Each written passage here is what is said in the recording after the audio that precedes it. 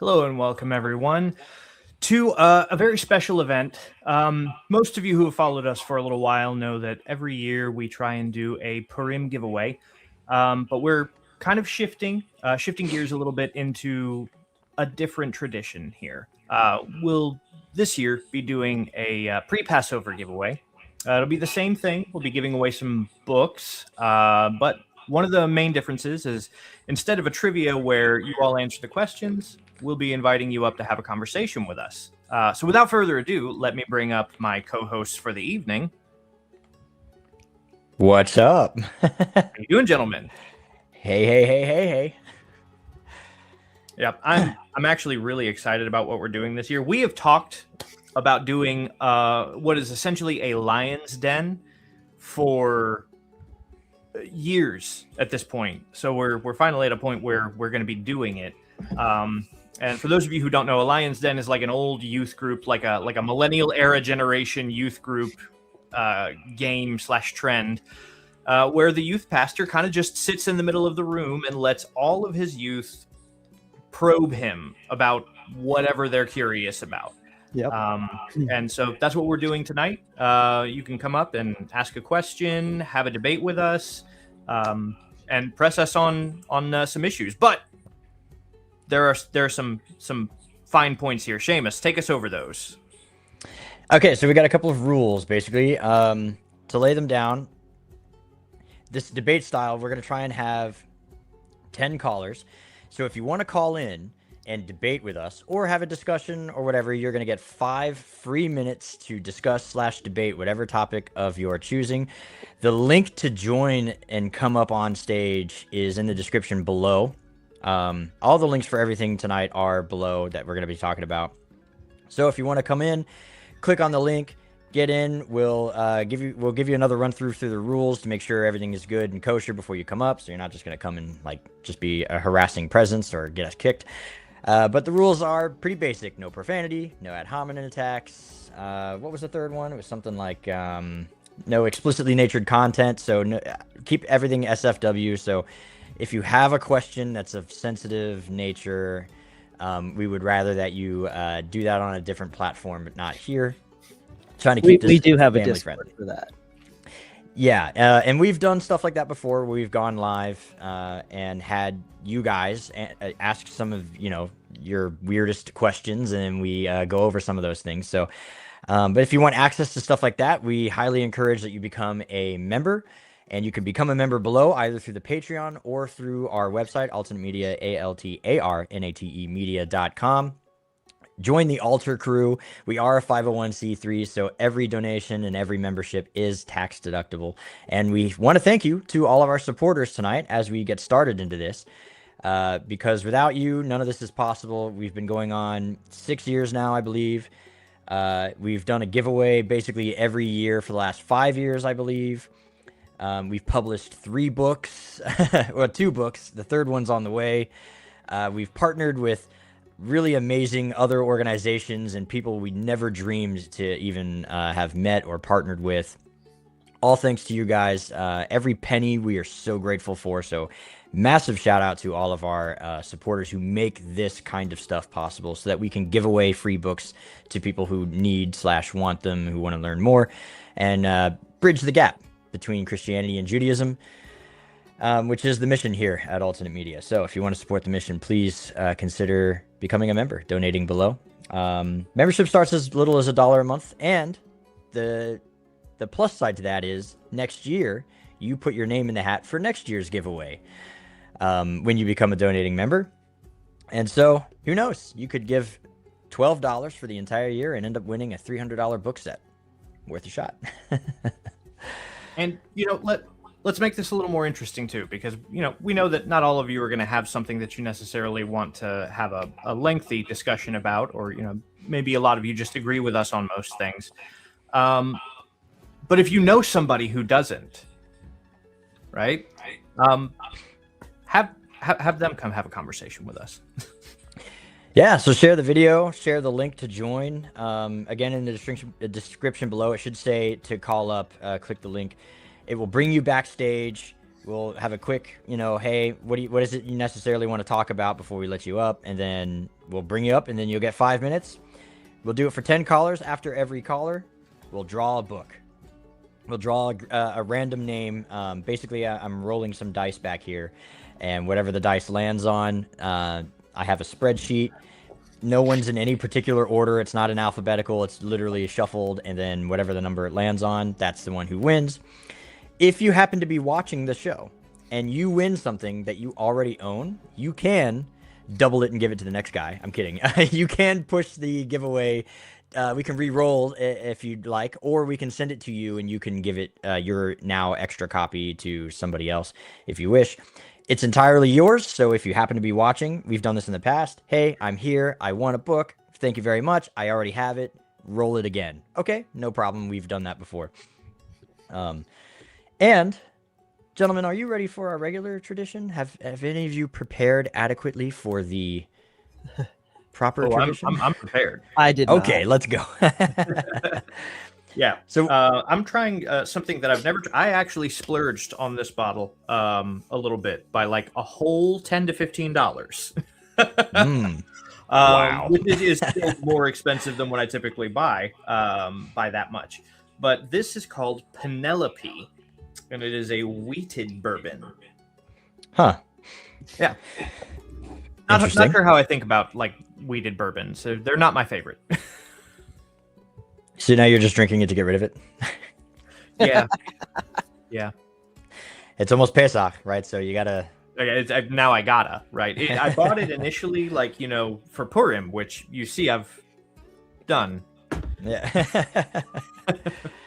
I bought 2 bottles of Bullet Rye for Purim, and this is bottle number 2, and I gotta work on it. Yeah, I gotta finish that now. I thought I would go through more. It turns out I only one bottle is about where I sit for Purim, but but I like this rye. I like it especially in an old fashioned. Oh yes. And if I had more bitters and stuff, I would be making an old fashioned, but I'm fresh out, so we are in the same boat. And Jeremy, I have water. I have a nice filtered water because I'm dealing with some allergy stuff, and I just need to stay hydrated right now. Oh yeah, no bueno. Water it is. Yeah. All right. So once again, link in the description. So no one's called up yet. So if anyone wants to call up, we should probably use this chance to talk about why we did this debate style instead of our normal Q&A. Because we're not just doing the bookshelf giveaway today. We are also doing a fundraiser. Yes. Oh, that's right. Yeah. And part of this is to incentivize starting our donation. We are giving ourselves 1 year, so this will be the first of many fundraisers to raise this amount for the first alternate media class. And we'll talk about that a little bit more in a second. But essentially, if someone comes on and you really like how they're doing and you want this to go, the debate to go longer, what did we settle at? Do you remember, guys? Was it 25? Basically, we'll allow for a discussion to max out at about 30 minutes because we all have lives and a night to get to for the rest of the day. But for every $5, we'll extend 5 minutes. Yep. So for every $5 donation, either through the GoFundMe or through the Super Chat, we will extend that discussion and continue that on. So if you happen to have money and you really want to talk that much, just give us money and you can come on and talk for half an hour. That said, what we are raising money for, do you want me to pull that up or do you want to? Go ahead and pull it up. You're the producer. Thank you. Yes. We are do your job. On the Gospel of John, an intro to Chassidus, and that will be taught by Rabbi Elijah Pinchas, who we've been doing the For Gentiles Only episodes with. He has agreed to teach that. You will get to have, for 8 weeks, you will get to have him as your teacher. It will be live. You'll talk with him. There will be homework. He is currently working on a translation of the Gospel of John with rabbinic commentary that will go into that and be kind of the textbook for that class. And so it will be roughly, we think, an 8-week class where you'll get to interact privately with him. Yep. Yeah, and he is a legitimate Orthodox Hasidic rabbi. So you will be getting the Gospel of John from the Hasidic point of view, with all of the crazy insights and little like things here and there that are obvious to him but not so obvious to us, and other deep, amazing connections that he's made, Gematria, Kabbalah, everything, you name it, from a Hasidic perspective. It's going to be fantastic. I'm excited. I'm going to be, me and Brad, we're going to help administer the course a little bit as like kind of GAs, I guess they're called. Right. But I can't wait to like sit in and watch a lot of these classes. Yes, yeah. Even though we're helping him administer the class in a lot of ways. And when we do our breakout group sessions with the other classmates, you know, to handle questions, write essays, and do the homework. Again, it's going to be a legit course, and so we're raising the funds to get this off the ground.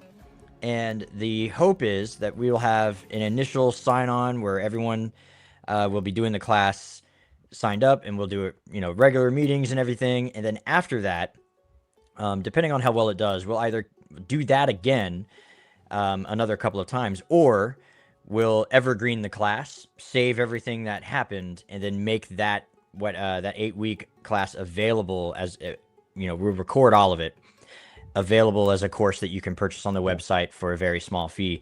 But to those who donate, you will get priority access to the class. So if you're interested in seeing this class and you'd like to participate, a donation basically gets you in the class. So yeah, but it's going to be a unique perspective, especially for our time. We I mean, and you know, and because of how legitimate of a course this is going to be, right? Because of the work that's going to go in it. That's why we're doing a fundraiser for it. This is really just the first of many. I mean, this is something we're going to be raising funds for a while, because this is not just, you know, collect $500 and then we spit out a course. I mean, we've got an actual instructor who's coming to, you know, educate everyone on this matter, who's actually building the source material himself. You know, with Seamus and I assisting in as much as we're able. So this is something that's going to take a serious investment. Yeah, it'll be a legitimate, like, collegiate level class course, kind of thing. So this is not, again, like Brad said, we're not just $500 and we spit out a course that's like kind of half-hearted. No, it will be fully done up, produced, you know, instructed.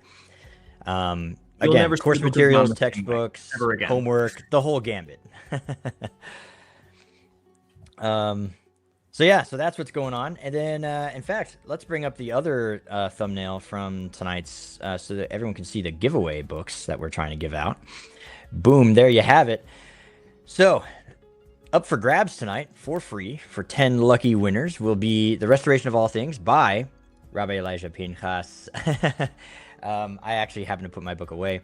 The Exiled Messiah, again, Rabbi Elijah Pinchas. He will be, once again, instructing the course once we raise the money for that to pay him his worth as the primary instructor.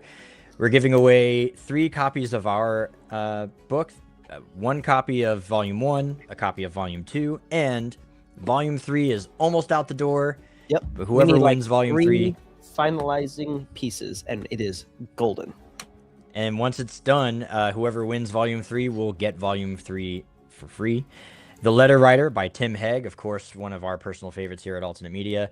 Every Man's Talmud, another must-have in the library that we suggest highly here at Alternate Media. A translation of the Tree of Life Bible, which is a messianic translation, more or less. A very good one that I use personally. I've been using for the last 5 years, at least. And First Fruits of Zion's From Sabbath to Sabbath by D. Thomas Lancaster. And the grand prize winner will receive 1 copy of each of our published books at Alternate Media and their choice of the Torah Club 5-6 volume set. So it depends on, you can choose whichever volume you'd like. Volume 2, Shadows of Messiah. Volume 4, Chronicles of Messiah. Volume 3, Voice of the Prophets. Whichever set you would like, you'll get the full set. So just let us know when you get the winning announcement. So that's what's up for grabs tonight. A lot on the line, and all we need is some people to call in and debate us. Let's go back to the cube. And this is fun. I think at some point, possibly, maybe even Rabbi Pinchas will grace us with his presence on the stream also. He is hoping. Yeah, he made. Maybe. Yeah, we'll see. So yeah, and if you have questions in the chat, don't forget to put them in the chat too. We'd rather you come up and give us your question and discussion live you can ask on the your air. question in person. Yeah, but you know, if I guess if you're a little camera shy, you don't have to have your camera on. It can be audio only. That's fine. We will mock you endlessly afterward, but no, I'm kidding. Camera shy. So yeah, so now we wait, and we got at least 8 viewers. So we just got. Josh Perez is asking what's up. And if you don't think we'll just sit here in awkward silence, we will. 100% will. Or we'll just hang out and catch up. We That's three true. don't actually get to talk as often as you probably think we do.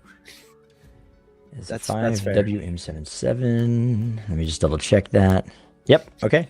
So where it says on the description to request up for debate, click that link. Join in. You can join with your phone. You can join with join your on phone. your computer.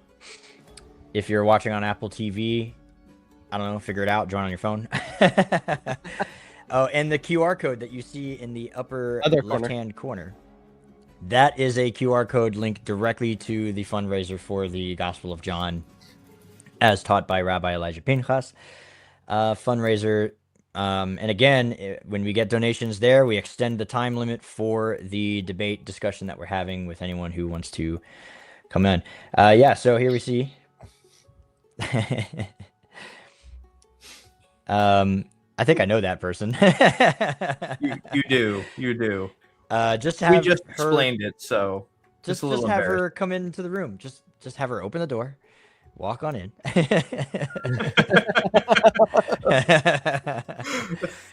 She's blonde, guys. Clickable link in the description. Click it, get up here, and we will put you on. So that's all we need, and then we can start giving away books. Yep. And again, send this stream to your friends who you think might disagree with us and want to have a debate. Yeah. Why isn't Digital Pastor Jim in the comments yet? I know he's ready to jump on. Somebody call Will Hess. We love Pastor Jim. Ooh. So, let's get the church split up here. Hey, tag Will up. We'll finally do that mock debate thing. Right? That's right. We've been meaning to do that. We've been trying for a while to figure that out. Which will be another fundraising event for both channels. Where because of the nature of the discussion, we're hoping to be able to generate some funds for both channels, us and the church split, and host a mock debate arguing each other's positions on a topic where we do disagree. Also, just to show that it's possible to disagree and still be friends and joke around, right? So I think the plan, whenever we do set it up, is to have Seamus argue the Trinitarian position and have Will argue the Unitarian position. We'll reverse each other's position in mock debate and just make fun of each other underhandedly. Hey, we got someone up. Someone we know very well. Someone who's written like a majority of our upcoming book, actually. Yeah. Quite a bit of book three. And spectacular articles at that. So I think he knows the rules. You guys want to pull him up? Yep. Go ahead. All right. Let me. Hey guys, how you doing? How you doing, John? Hey, how you doing, sir? I'm pretty good, sir. How about you? Yeah, living the dream. What you got tonight or today? It's daytime for me. I don't know how much we can debate on necessarily. I feel like we cut. I'm just popping in. I have to go somewhere soon, but I'm just popping in to show support. What's your most controversial take? Like compared to like Christianity. Yeah. to anything. I mean, Anything. shoot, we're pretty Yeah. much like the biggest heretics possible. I would say the Trinity. Definitely that. Definitely that. Yeah. But What- okay, here's a good question, right? And I've been asked this at a couple of debates that I've engaged in. What do you think is the best defense of the Trinity that you've ever heard? Good question. That is a good question. I would say like the appeal to triadic passages like Matthew 28:18-20, or like in 2 Corinthians when Paul says like the love of God the Father and Jesus Christ and the fellowship of the Holy Spirit. Like I think that's their one of their strongest points they can make is appealing to, the passages where all three are mentioned together. Now, of course, it doesn't say anything of a triune God, we would point out. But I think that's a pretty strong point they could argue. Just, the fact that they do mention the three so close together. Right, right. Personally, for me, I would say the let us make man in our image is one of the stronger ones, and that is because it's not inherently wrong. It's just not the only option, right? Right. It's not even the most logical option, but it's not that it's impossible that it could be meaning that. It's just that that's not as rational of an option. Right? There's two other options that are more reasonable, I think, but that one, it could mean that. I would agree.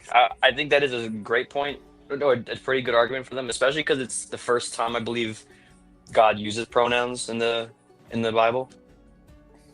Mhm. Yep. Seamus, Jeremy? I'm going to Me. say, considering the larger doctrines of Christianity in general, if you assume total depravity, the need for God to become a man becomes highly necessary. So I think for me, that's one of the stronger ones when you consider other doctrines in place. Right. It's one of those that's when you accept one doctrine, another doctrine becomes contingent. Correct. Right. Yeah, it's a derived doctrine. Yeah. For me, that's a tough one because I think they're all not good. But We didn't say which but one was good. We said which one do you think is best? yeah, I think I'm only joking. I'm pulling a buck. If anyone remembers our debate from long ago, that was awful. the appeal to history, I think, is actually a little bit stronger. I think if Trinitarians try to stay out of the scriptures themselves and appeal more to the historical aspect of Trinitarianism, that is one of the better routes, I think, for them. The idea of like what's it called? Eventual revelation, progressive revelation. Progressive revelation.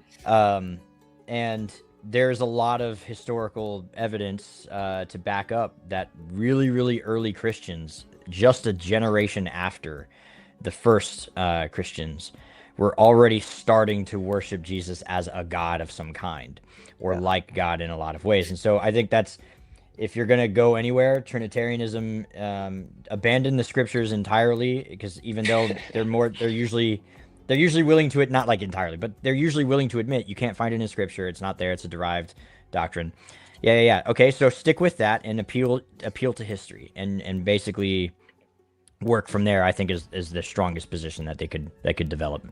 So they have to abandon sola scriptura? Yes. I mean, the Trinitarian doctrine is inherently non-sola scriptura, I think. Counter question. What do you think is the weakest Unitarian argument? Oh. Mm. Oh, that's a great one. Yeah, that is a great question. Yeah, that's like, internal critique here, like which which one is the most likely to make you roll your eyes when like a Unitarian who's bad at discourse brings it up? Ooh. I think Milwaukee is just the worst argument we have. Is it what, the quadrinity? Yeah. God, Mary. Yeah, every live I see him on, that's what he's talking about.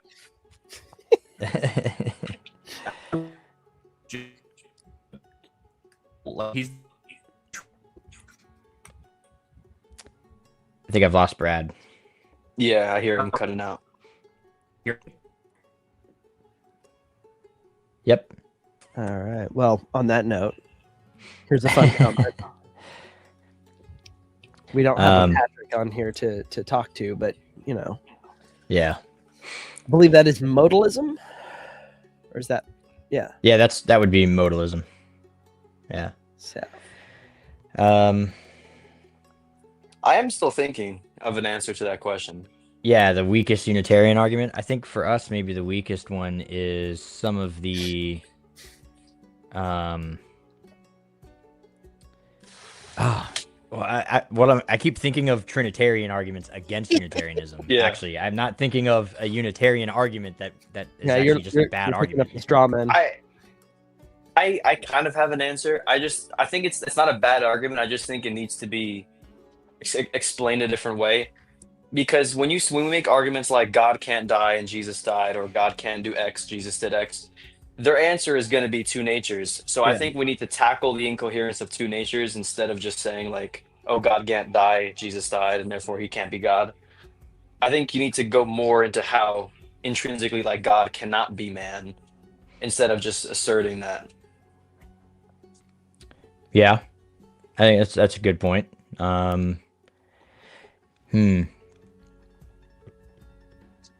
I think yeah. Yeah, it is a hard question, Yeah. right? What's so hard about it is our position. The Unitarian position is a very simple one. Yeah.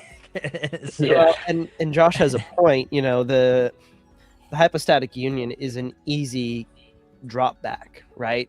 It's almost like, and I don't want to say the agency is a cop out because I think it's a beautiful explanation. But I watched a debate where someone said, "Hey, how about this? Or explain this, but don't go to agency." And it's like, well, you've just admitted that agency works, right?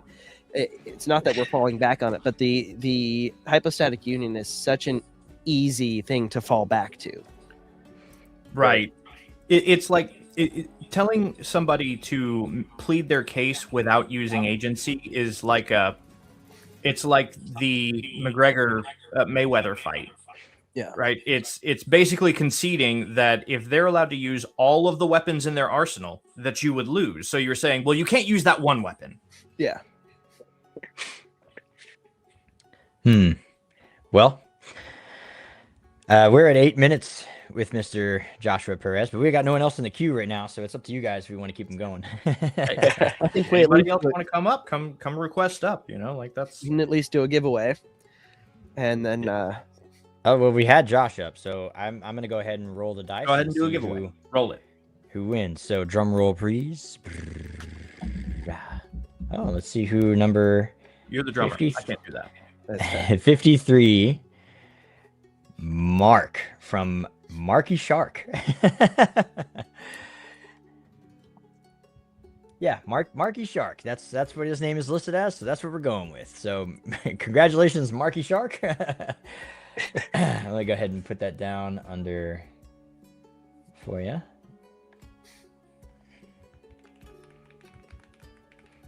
And it looks like we did have somebody else pop in.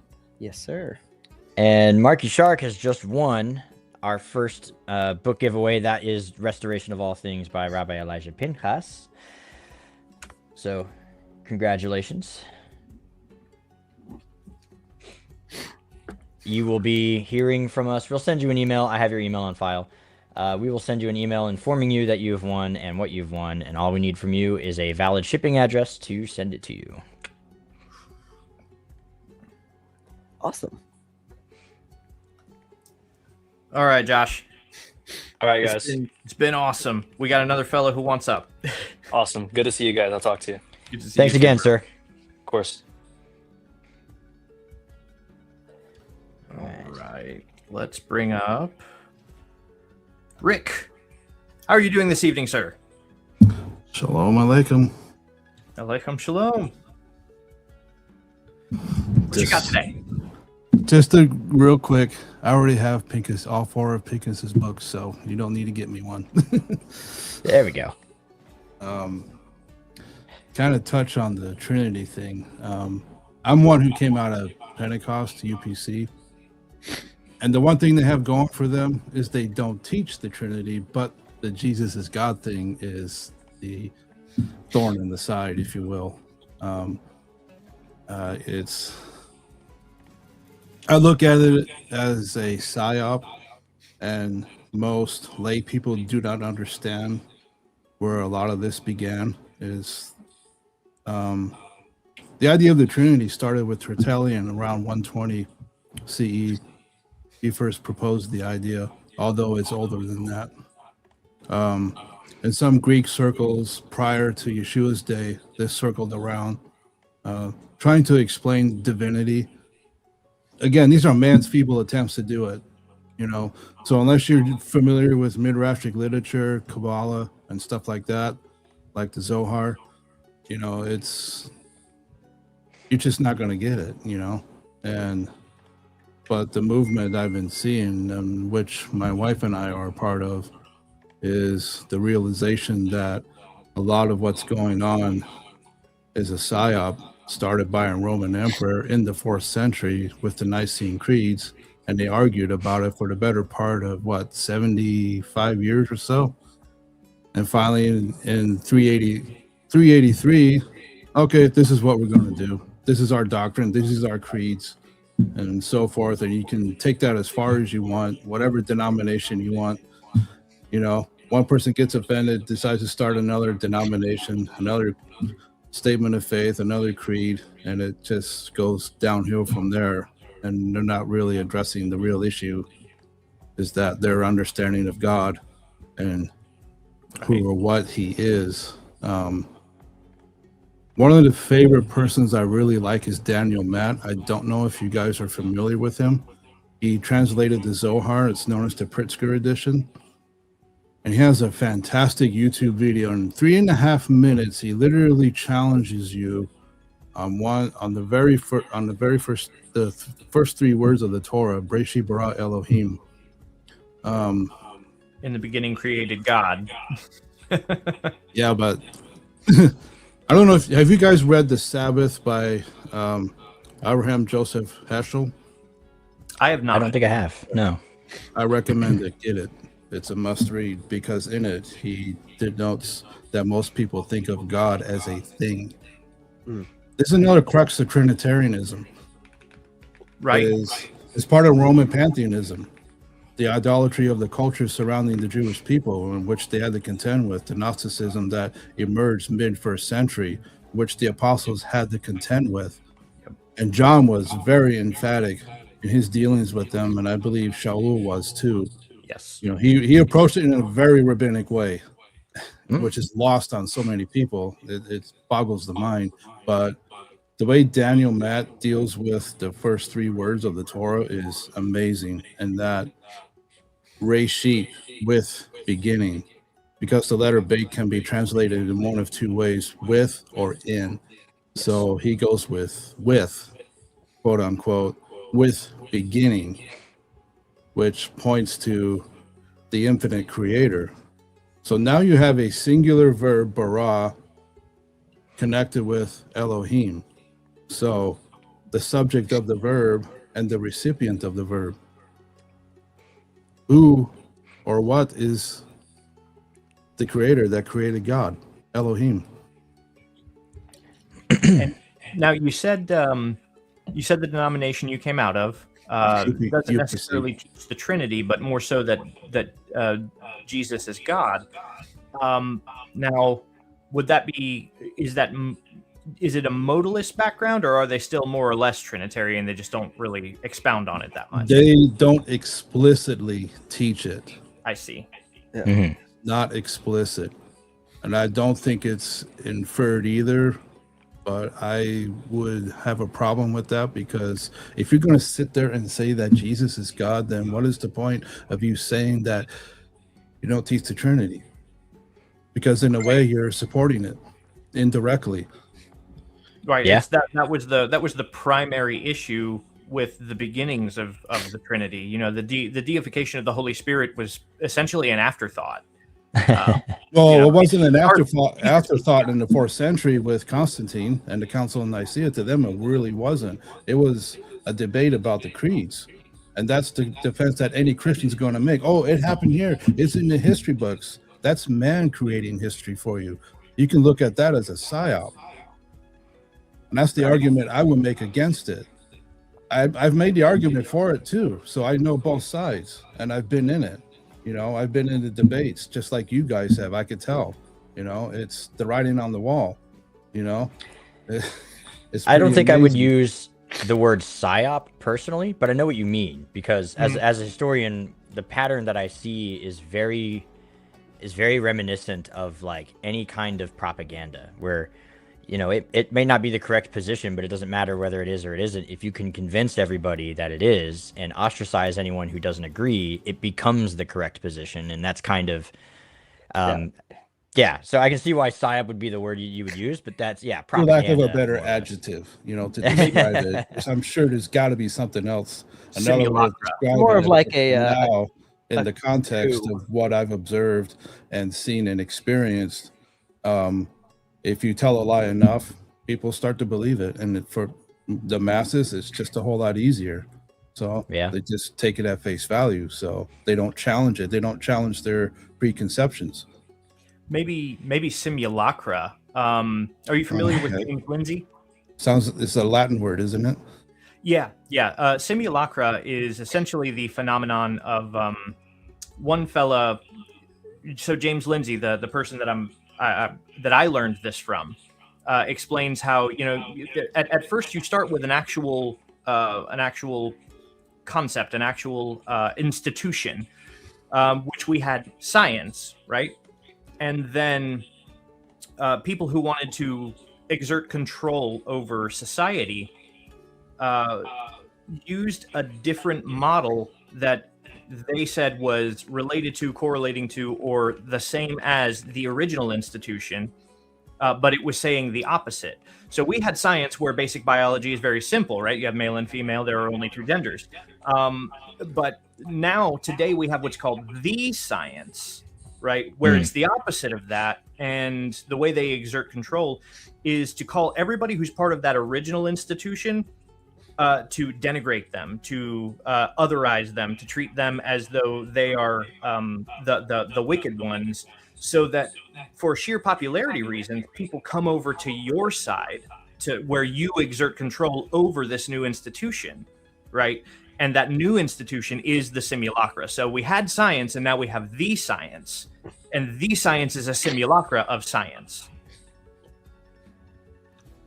Fancy.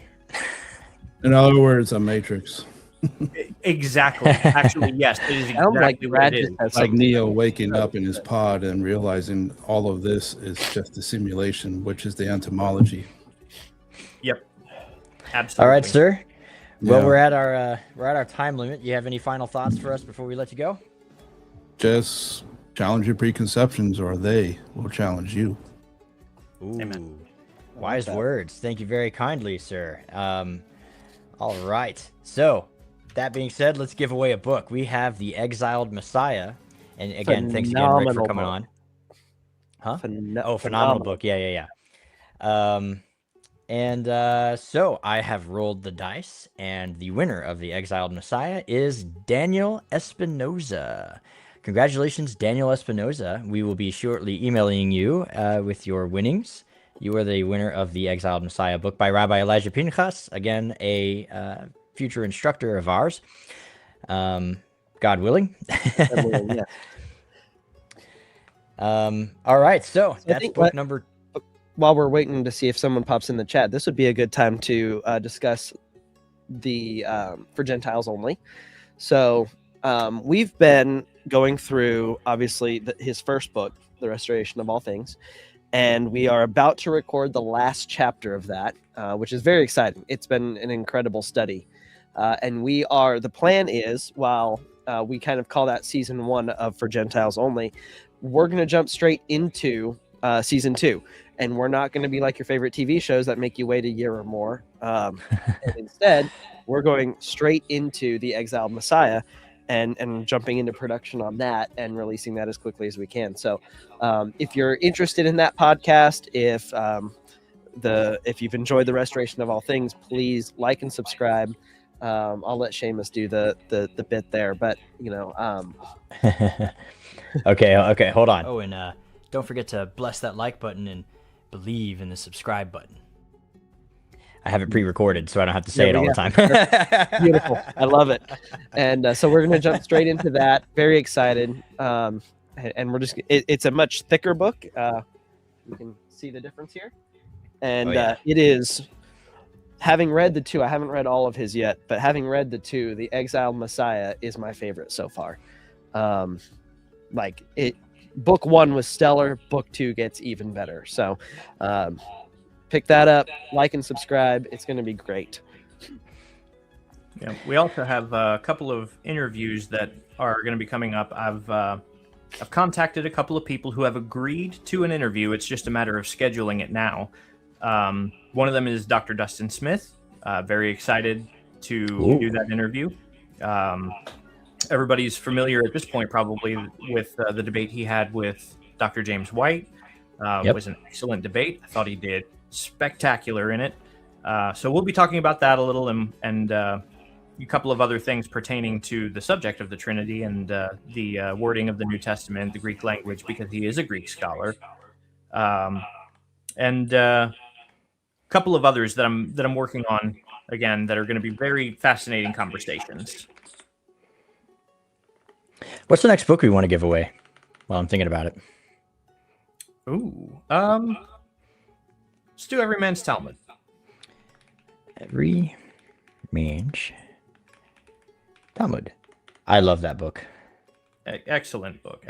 And look, we know that that's one that a lot of people disagree with us on, even a lot of our own followers, and people who are members on our website don't necessarily agree with us, at least 100% on that. So, hey, if you're watching right now and you're one of those, request up. Yeah.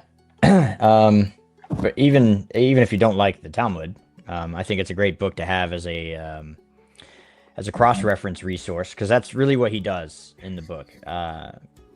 The author just kind of, because the Talmud is not organized really well at all by topic. So he does that for you. Gives you the topic in the beginning, like God's ontology, the position of man in the universe. Like, it takes all these topics and puts them neatly for you in a single chapter, so you can go and check all the references yourself, and he gives you a synopsis of the position. Super good book to have on hand, just for that reason, if for no other reason.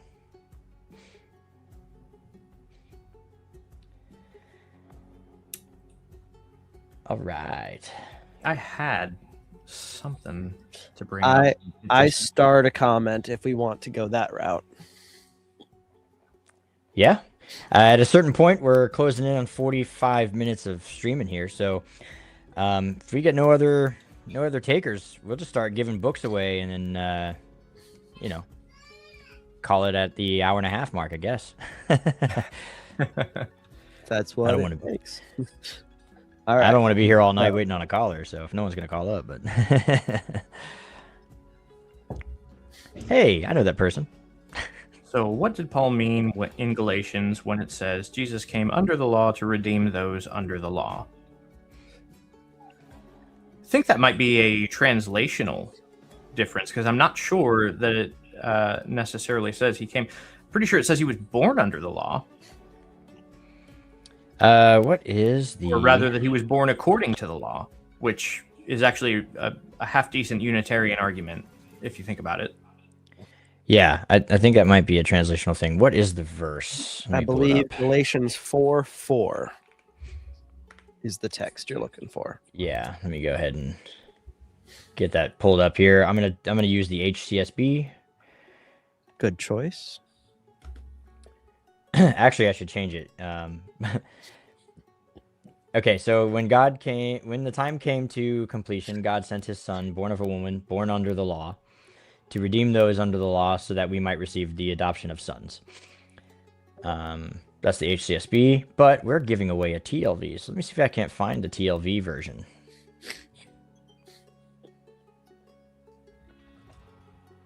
Where are you at? This website may not have the TLV ready to handy. I should have it here. Hang on. Dun, dun, dun, dun, dun, dun, dun. Yes. Tree of Life. There it is. Okay, found it. But when the fullness of time came, God sent his son, born of a woman and born under law, to free those under law so we might receive adoption as sons. Yeah.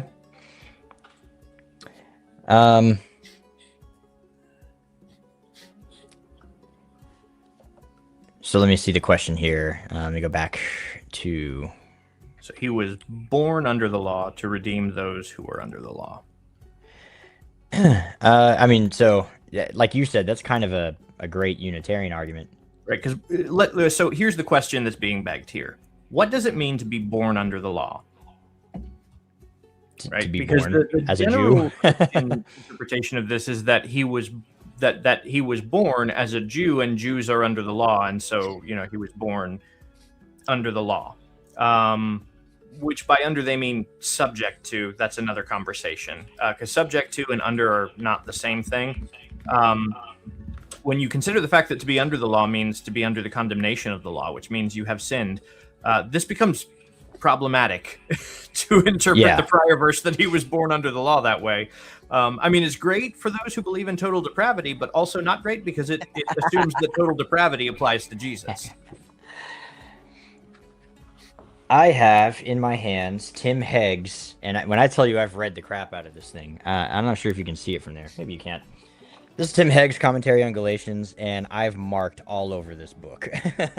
I just literally opened to a random page.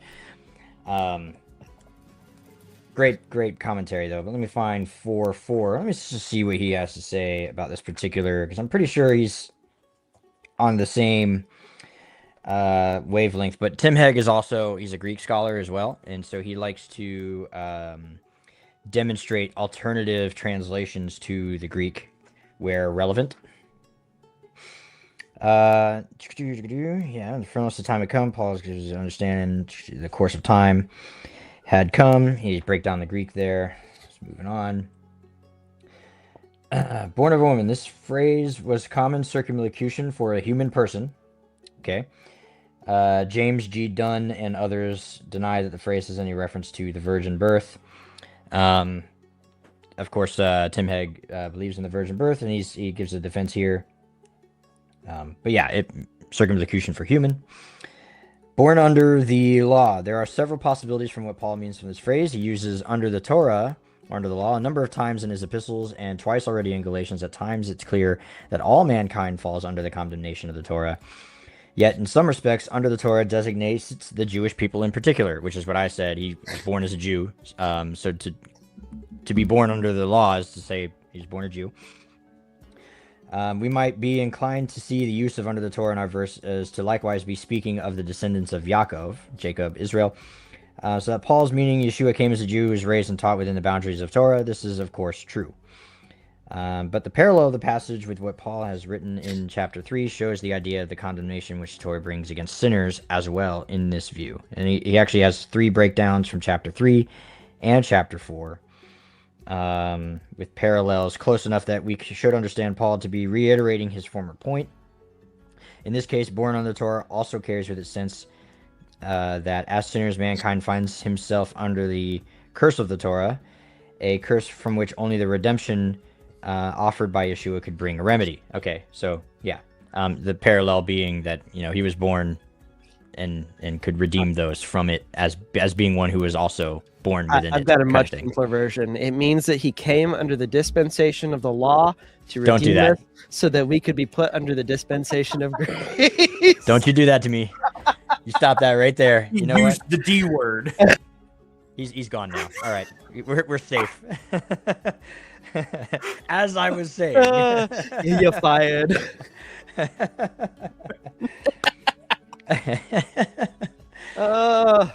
I'm not even sorry about it. You should be. You should be.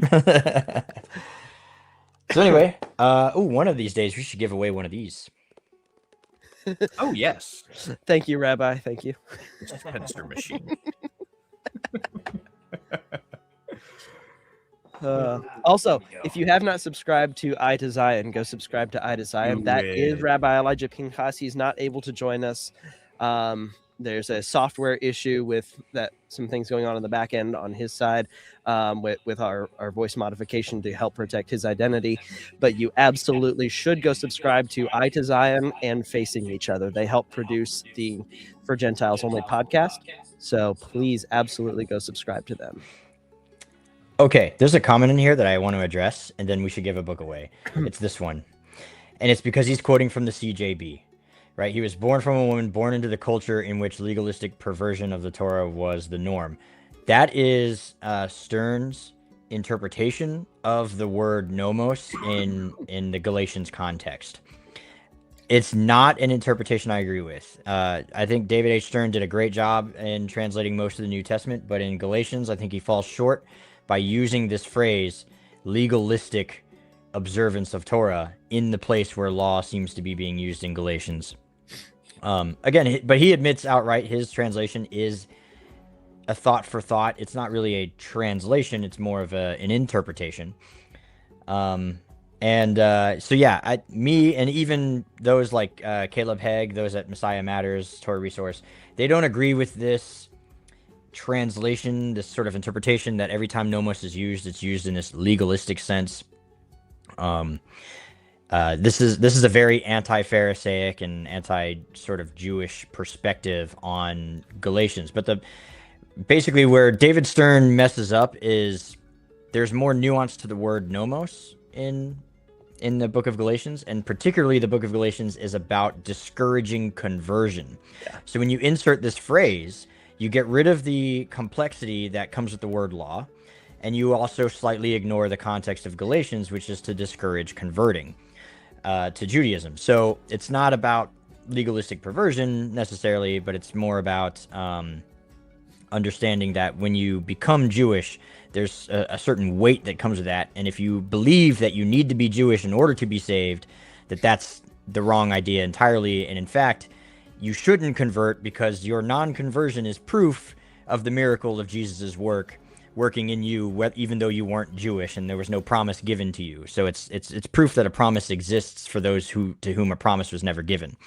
And that's kind of the point of Galatians. And this interpretation ignores that point. So, yeah, I'm going to ask my husband. It's a little jab at the feminists in the Torah community. Elite. I think I sent y'all a video on TikTok that said something. This guy went up to one of the blue people and was talking about, can you believe this movement about sending women and putting them in their place in the kitchen? He goes, that's just awful, blah, blah, blah. You know, she's going on this rant, and he goes, yeah, I mean, come on, it's 2025. He said, cooking is much too important to leave it up to a woman. Woof. Well, I mean, that has been the theme of my week this week. The amount of like Facebook comment threads that I have been in where somebody just passively mentions or even directly mentions one of the verses where Paul speaks about the marriage dynamic, right? And the place of a man, the place of a woman. The amount of quote unquote Torah observant women who jump in the comment sections to immediately start well, that's not what he actually means, and it doesn't mean X, and the implications are not this, right? It's just unreal. Yeah. I like to put it this way. I'm the head of my wife, and she's the brain of the operation, so. No comment. Anyway, so everyone knows that my wife is the officer. She's the OIC, the officer in charge. So I'm just a sergeant. I'm the flat black life. I do as it does as it's told. Anyway, we got a book to give away. So the Everyman's Talmud book copy goes to someone we've actually talked to a lot before. So if he wants to re-give this or give it to himself, to somebody else, Chris Latham, congratulations! You are the winner of the Everyman's Talmud. Nice. And again, he may already have that book. I'm not It sure. probably does, if I had to guess. If I had to guess, but I'll shoot him an email. If we want to re-give it, then we'll re-give it, and we'll announce that in the post. I don't think he's watching right now. But yeah, so he has won the Everyman's Talmud. I went to re-roll just in case for him, and it came up with another person who I do already know who has this book for sure. So I was like, you know what? We're just going to stick with the first roll to see if he wants to give it out. All right. Yeah, he's probably in a TikTok live right now defending the Unitarian God. Yeah. Okay, so for roll number 4 for the 4th book, what book are we giving away? Let's do a TLV, Tree of Life version Bible giveaway. How does that sound? No? Okay, we'll do something else. There was Nobody said anything. Sorry. Oh, No, yeah. I think that's a great choice. It's on my purchase list still, so you know. Well, you're not up here. No, I know. We had another starred comment. I don't know who started it, but should we pull that up? Somebody who is currently watching this live stream, by the way, just won a book. Woohoo! And I know that because I just rolled for the TLV version, and I've seen this name already in the chat. So, yeah. Let's see. That happens. That happens a lot, actually. Where are we? Let's see. Is this a topic he wants to come up and discuss? Yeah, Aaron, if you want to come on to the show, the link is in the description. Hit the link, join up, come up live. Let's talk about it. Yeah, do 5 minutes and we'll give a book away. Let's do it.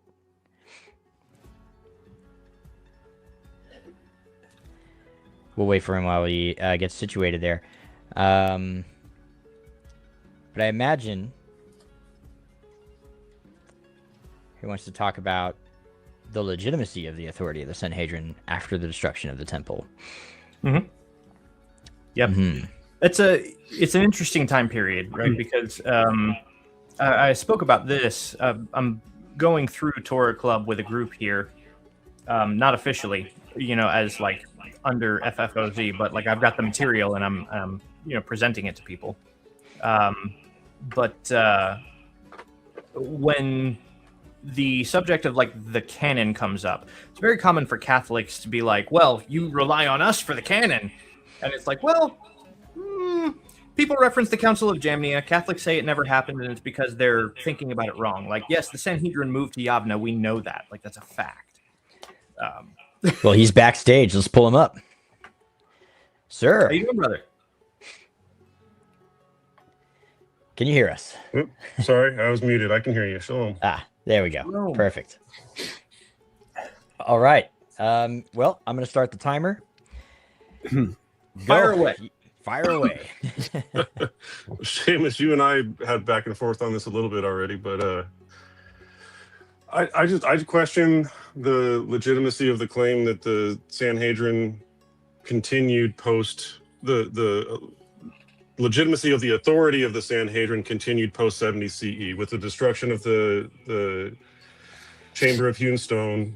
There no altar, no ability to receive witnesses appropriately. I know the councils that came afterward, and the claim that those maintained, they say they maintained Shmicha, but that's not all that's required to have Sanhedrin. And even if you say it was a lesser Sanhedrin, you can't have a lesser Sanhedrin without the great Sanhedrin seated over them. So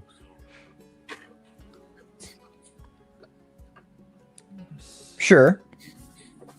But wouldn't you say that some kind of central system for Judaism should exist at some capacity in Absolutely. the absence of a temple. Yeah. Yeah. Okay. I'm not questioning that. I don't think they did anything wrong per se, Right. but I don't personally accept the legitimacy of the authority claim that where they say the Sanhedrin carried even with the claim for the calendar, right? Right. And with the final ruling of adopting the Hillel 2 calendar, but it continued to change for 200 years after that. And so the Hillel 2 calendar we have now is 200 years post their making a ruling of the last Sanhedrin supposedly ruling. The Hillel So- 2 calendar. Hold on. The I'm- Hillel 2 I was- calendar is not, when it was initially established, wasn't a calendar. It was more so a method of reckoning the calendar. It was the formula, the the formula on how to reckon the calendar. And that, so far as we can tell, even today, the Hillel 2 calendar is still consistent with the Zodiac scroll from the Dead Sea Scrolls. Like, so it's they might have needed to fine tune the system to get it to where it was going to be accurate and correct throughout time. Sure. But when we can look at our calendar today and still compare it to the Zodiac scroll from the Dead Sea Scrolls, and it's consistent, then to me that seems more so just a fine tuning of the methodology, but not necessarily, a problem with the calendar itself. And I'm not saying there's a problem with the Hillel 2 calendar, the way that Orthodox Judaism observes it today. And like Seamus said, they needed to do something to maintain structure and order and authority going forward. I'm more just, I think it's a little more than semantics, but just going back to, did the authority of the Sanhedrin carry forward from 70 CE through the first few rabbinic councils? I forget when was the supposed last one, Seamus? Was that The very last one was in 359, I think, right? Okay. which was to establish the Hillel 2 calendar as the calendar going forward. That's why I was like, wait a minute, 200 years after? Because as far as I was aware, the Hillel 2 calendar was presented and established at 359 with that last council. I've not heard of a 200-year difference where it changed after that.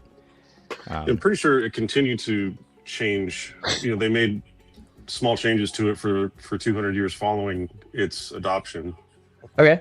I'll have to look into that, honestly. I've not heard that before, so I'll have to look into that. But yeah, fair enough. One point that I would bring up real quick, just from Yeshua's own words, and the reason I bring this up is because this topic actually came up in a discourse that I had with Wamptomp, he's primarily a political commentator on TikTok, and his political takes are all pretty solid, but he decided to wax theological, and because he's Catholic, ended up being a bit anti-Jewish. And he brought this verse up, or that really the entirety of this passage, where Yeshua says that the kingdom will be taken from you and given to a people producing its fruit. Right, and then it later says that the chief priests and the Pharisees heard his parables, and he knew he was speaking about them. So, if we read prior, though, in this passage, it doesn't say that he was speaking to the Pharisees initially. It says that he was speaking to the chief priests and the elders. These would not be the Pharisees. Elders is not synonymous with the Pharisees in the New Testament. So when it says that the chief priests and the Pharisees heard his parables and he knew he was speaking about them, he can't necessarily have been speaking about them both as a collective in saying the kingdom will be taken from you both, because they both didn't exert the same level of control over the people. And the Sadducees, who were the chief priests, they did not represent the people, right? They didn't represent Israel. They represented the Roman government to Israel. The Pharisees represented the people, but they were a minority, so they were actually not in power in the same capacity that the Sadducees were.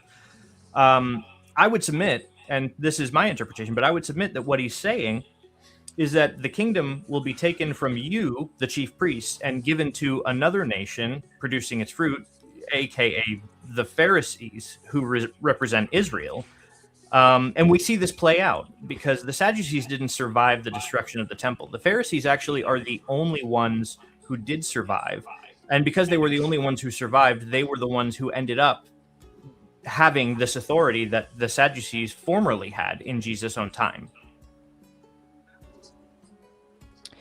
Just one to address your point though, Aaron. I don't think we necessarily disagree in the same to the degree that we might be thinking.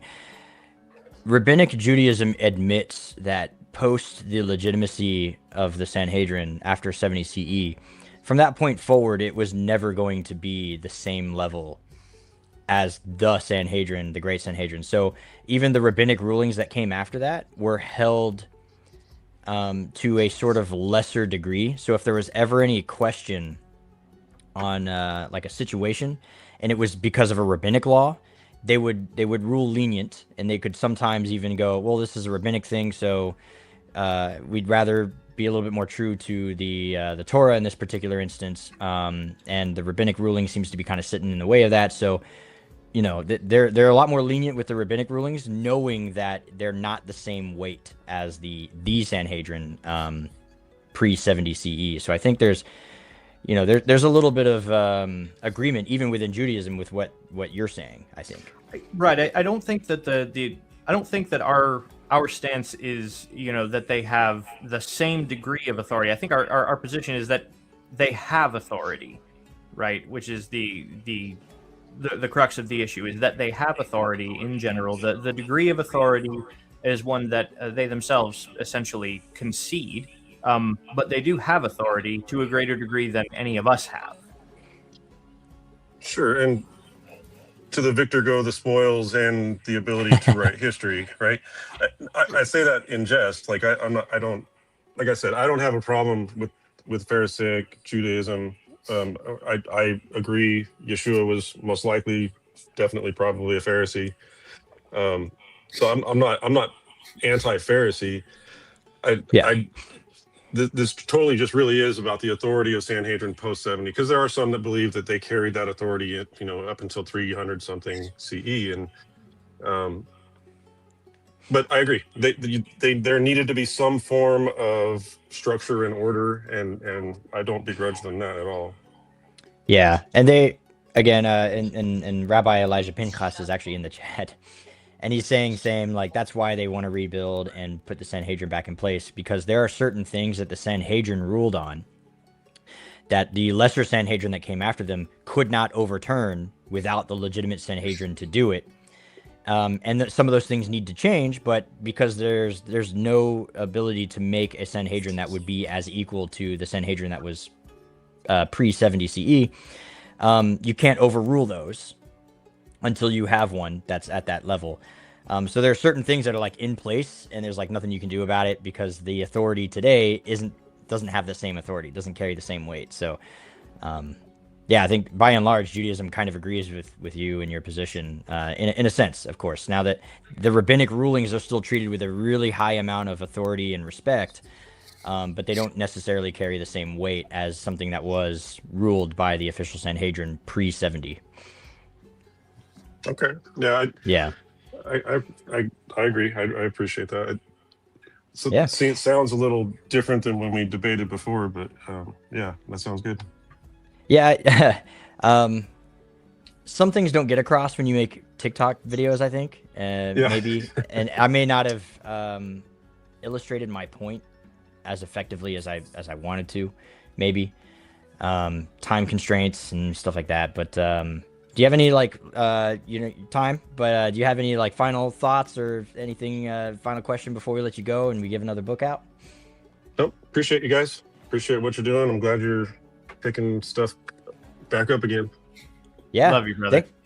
Thanks for calling up. Thanks for the little back and forth there. Really appreciate it. Good point to clarify everything, and also appreciate your grace with the whole thing. I know when we were going back and forth, it could have gotten out of hand, and it didn't. I really appreciate you for that, that you don't get hot-headed easily, so thank you. So it's a blessing to have you up here. Have a great day. Shalom, sir, and let's give away a book. Shalom. All right, so let's give away a book. I have to give away here the TLV. Yep. And I've already rolled for it. So, and I told you guys it was somebody who was in the chat. Maybe he's maybe he's still here. His name is Jeremiah, but his username is Purpose and Logos. And he was in the chat earlier today. So if you're still here, Purpose and Logos, which is this guy, congratulations, you've won a free Bible. So thanks again for the support. Not that at Sefer. All right. Oh, that's a good question, actually, while we're waiting on another caller to come up. What do I like about the TLV? Where's my TLV? So I think it's good to preface the explanation of this. Is we like this version specifically as a messianic version. There are not very messianic translations of the Bible, and of the ones that do exist, most of them are terrible. Yeah. Because they're not really messianic. They're more Hebrew roots than messianic. I think David Stern's might be the only other one that's like messianic. His is really popular. Yeah. His is a single source translation, as are most of the others single source. So I think first point, one of the things we like about this is that it's not single source. An actual team of scholars did work on it. So it's got the legitimacy of every other translation behind it that most other messianic translations don't. So like when we say we like it, we're really making a comparison to other messianic translations. Yeah. So you can go online and you can, so a lot of, and yes, it's technically a Trinitarian translation, but at this point, there is no Unitarian translation. It doesn't exist. Currently. But there might be. But HCSB, I think, is kind of the closest one that comes to a Unitarian translation because it's more honest with the translation itself. But yeah, so the thing with single source translations are you're getting one person's interpretation. And David H. Stearns counts as that. The TLV, what makes it different is you can go to their website and see who worked on the project, who worked on what books. You can look up their backgrounds, their scholarship, their dissertations, all of their credentials. They had Jews and Christians work on the project. They tell you exactly what source material they translated from, which is something a lot of single source translations don't do, is they don't tell you what the source material was. And so it's hard to scrutinize a translation if you don't know from what document they chose to make their translation from.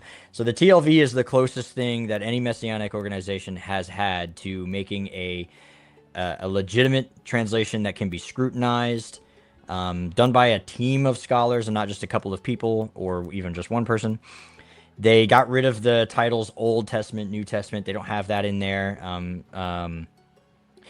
And they use the circumlocution ado and nai in place of the tetragrammaton, so you can see it there instead of writing out the name. They actually have an entire section in the front of the Bible that talks about respecting the name and not saying the name, and things like that. So it is a thoroughly, it's the closest thing to an Orthodox translation that I've seen. And it's Greek, especially within the apostolic writings, is a lot more true to form in a lot of ways. Especially like Romans, 9:5, the goal of the... But telos is translated as goal. Things like that.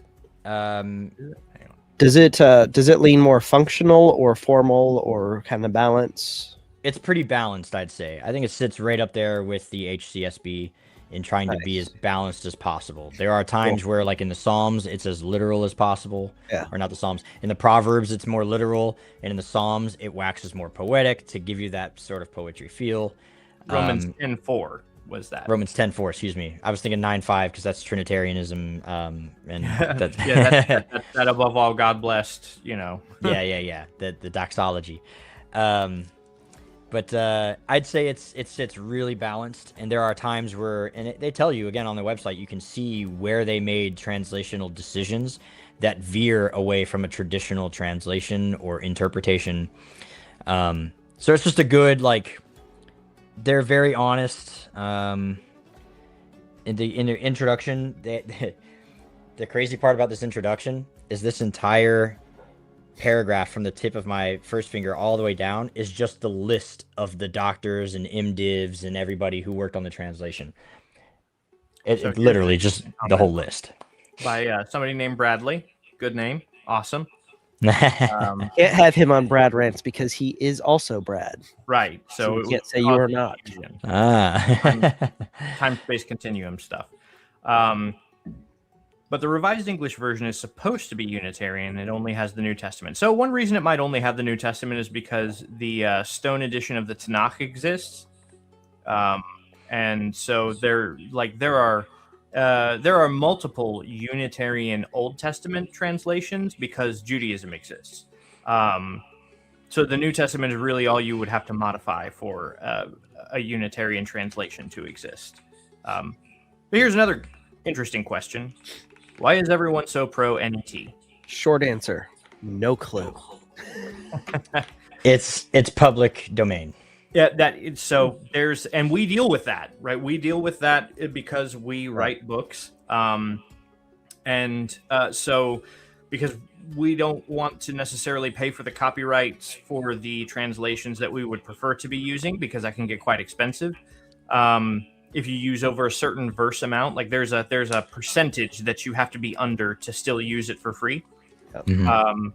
Whereas the one that we've agreed on, because it is the most free to use, like there's the most liberty that you can take with it, is the WEB, right? The World English Bible, because you can essentially modify that to your heart's content as long as it's not going to end up being identical to some other translation. But you can modify that as much as you want and still use it. Yeah. And so we use the WEB for that reason. But yeah, I answer the same as Seamus. Copyright issues is the reason why a lot of people use the NET.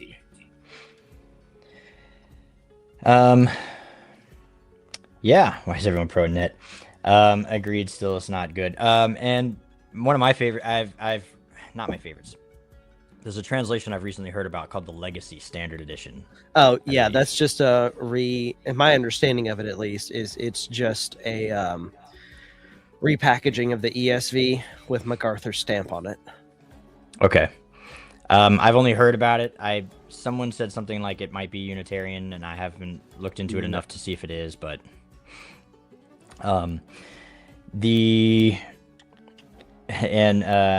another good question here while we're waiting on people to come up.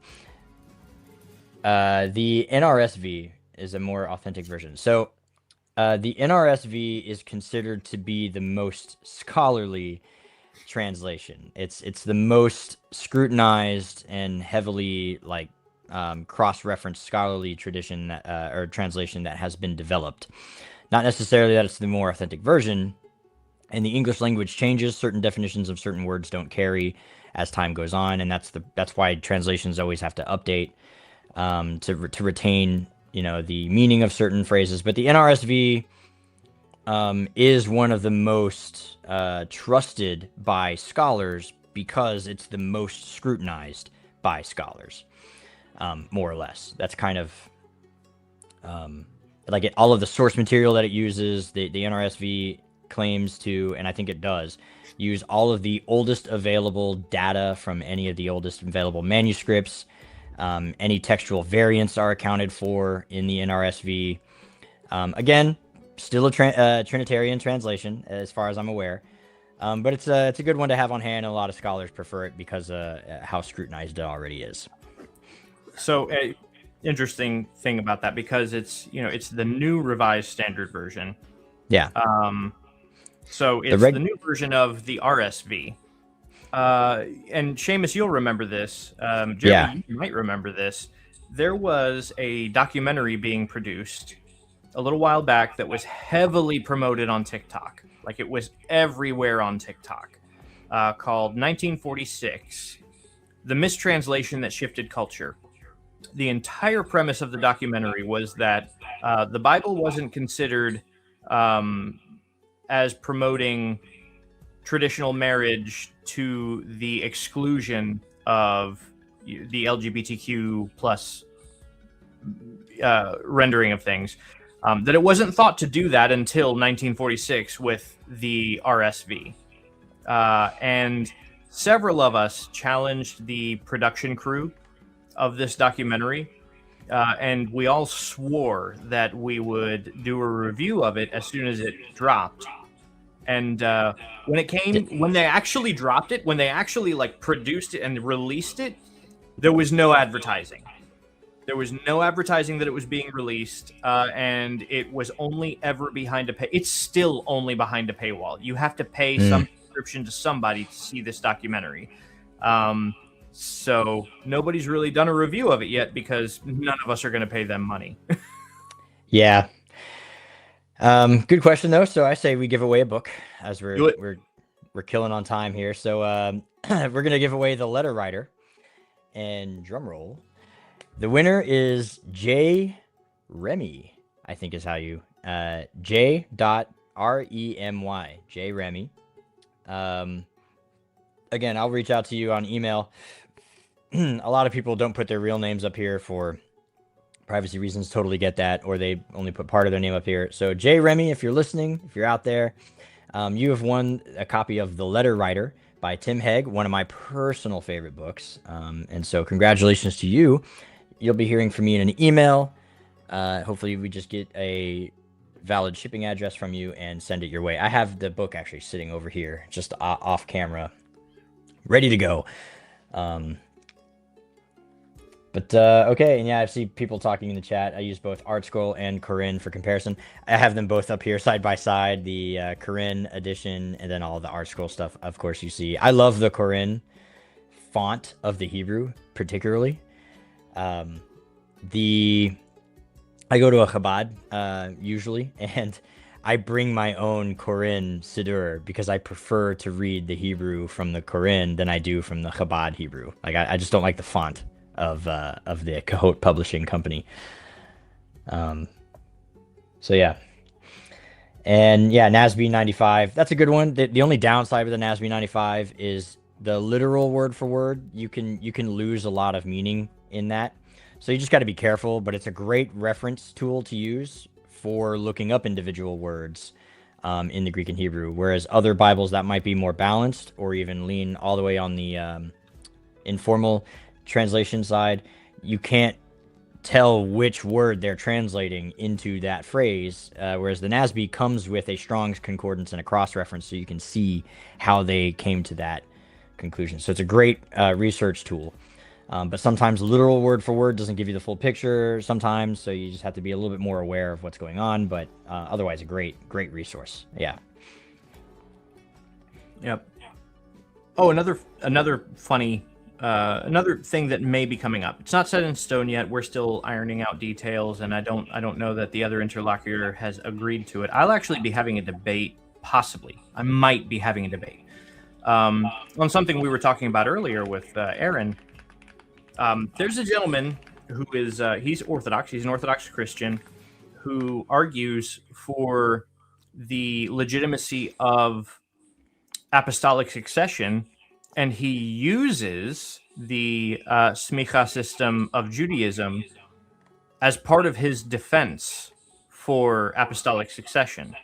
He integrates that into his argument. And so the host and moderator wanted to set up a debate on that topic with him, and I told him I'd be willing to do it. So I think at this point we're just waiting for that gentleman to agree to it, and then we'll iron out terms.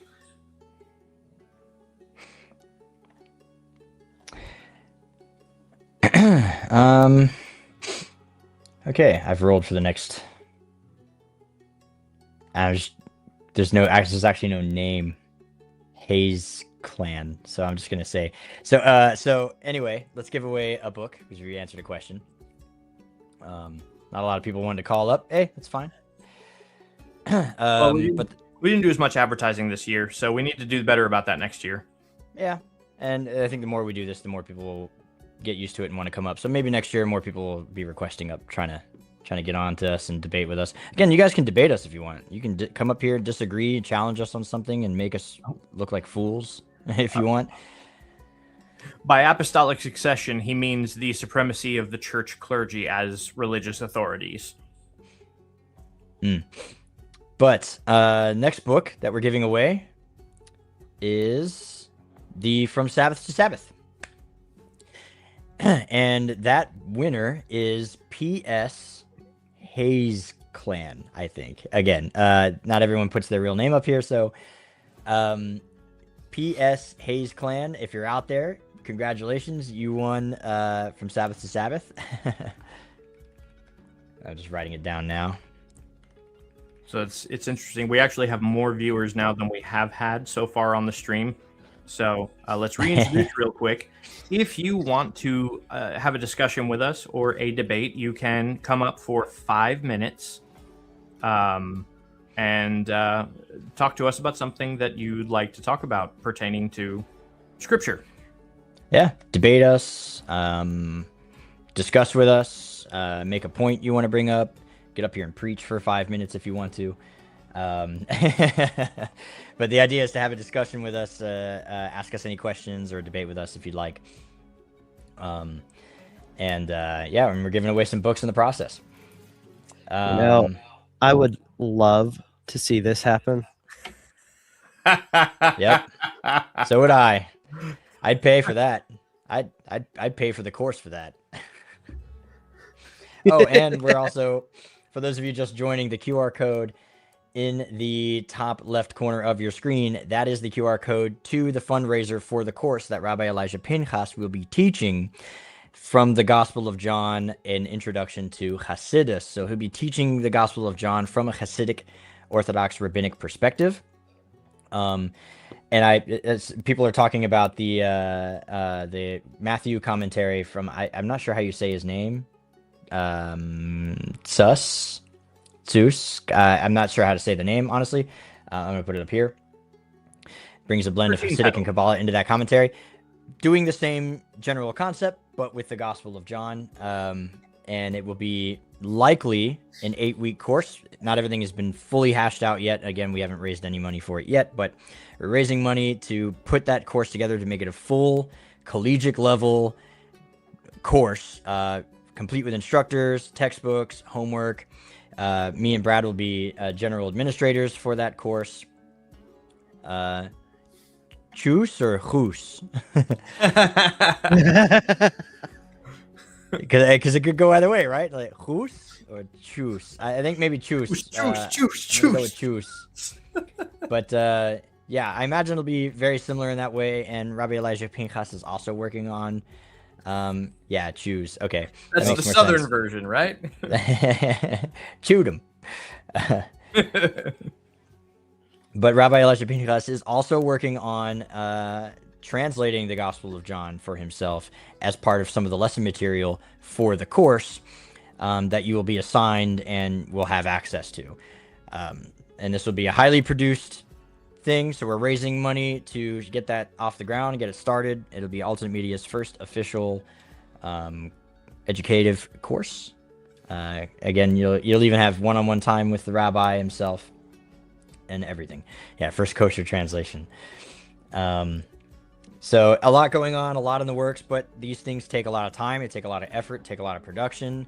The rabbi needs to be, of course, we are going to be pulling him away from his home, from his family, from his job for the entirety of that course. And we need to compensate him for his living expenses to do that course for us. So that's part of the expense that we have to account for and things like that. So yeah, definitely raising money all year for it. And then hopefully sometime next year we can start pushing that course out and then it will be available. Now, if we raise the money before that year, then we can start sooner. So yeah, like we want to do this as quick as possible. We want to get it done.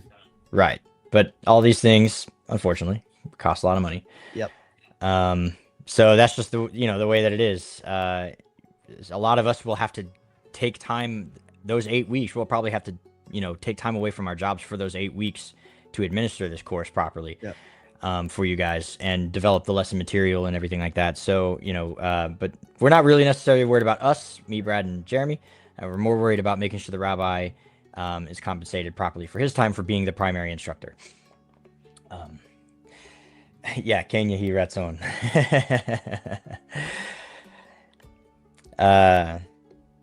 But okay, so let's see another book. How about it? Since we're running on time here, let's give away one of our volumes. What do we have? What do we have left to give away? Let me see here. So we've given away all the 1, 2, 3, 4. Yep, those. So now we have our volumes, the 3 volumes, and then the grand prize. So let's give away each of our volumes. So volume 1 of Preparing the Way. Let's go. Let me roll the dice.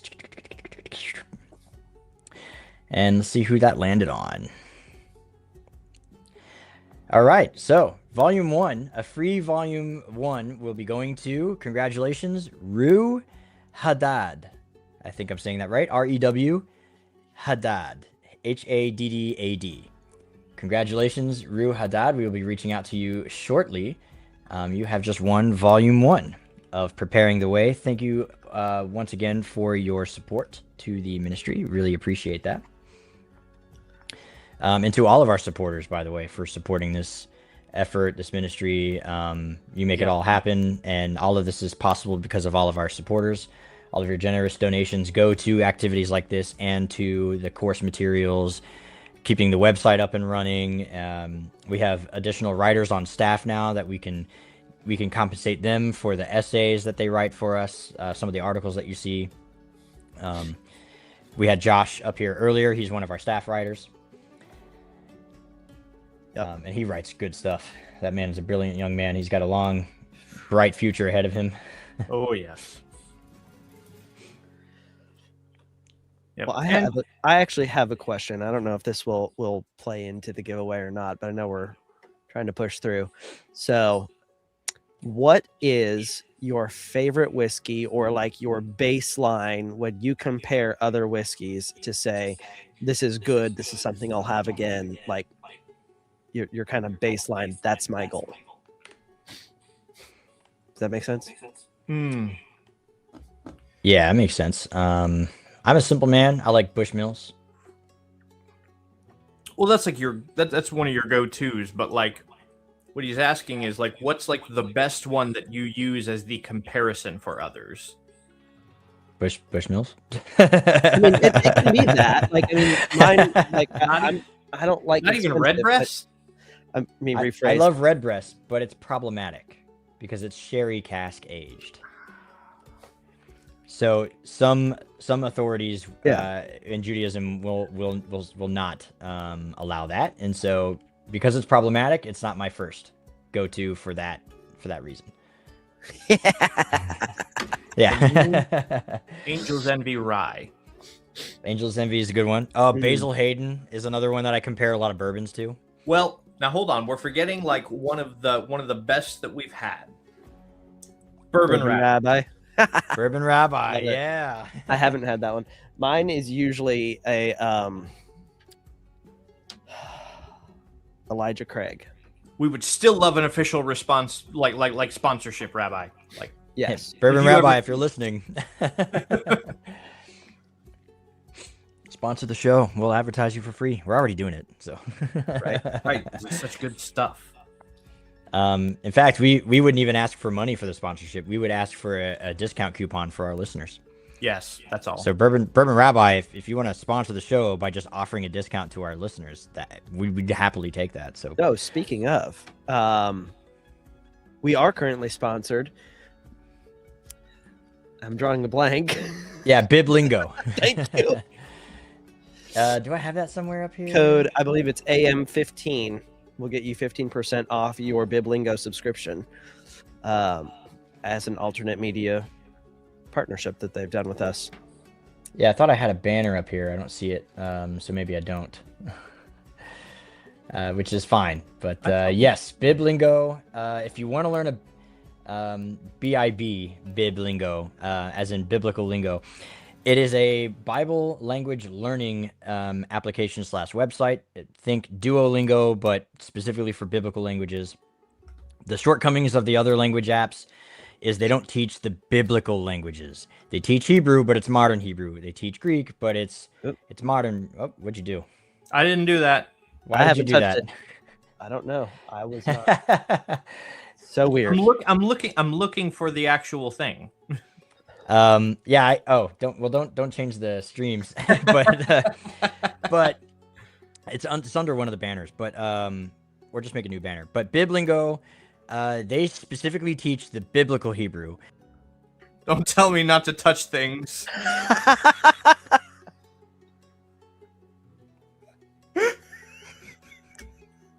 Let's give a book away. And congratulations, Volume 2 of Preparing the Way is going to Jamie Bailey. Congratulations, Jamie Bailey. You have won Volume 2 of Preparing the Way. And use code AM15 for 15% off any plan of your Biblingo language account. If you ever wanted to learn biblical Hebrew, not Duolingo Modern Hebrew, biblical Greek, not modern Greek, Biblingo is the place to do it.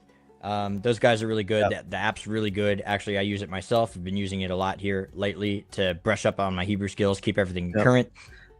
Because again, it's biblical Hebrew. It's not modern Hebrew. That's the shortcoming of everybody else.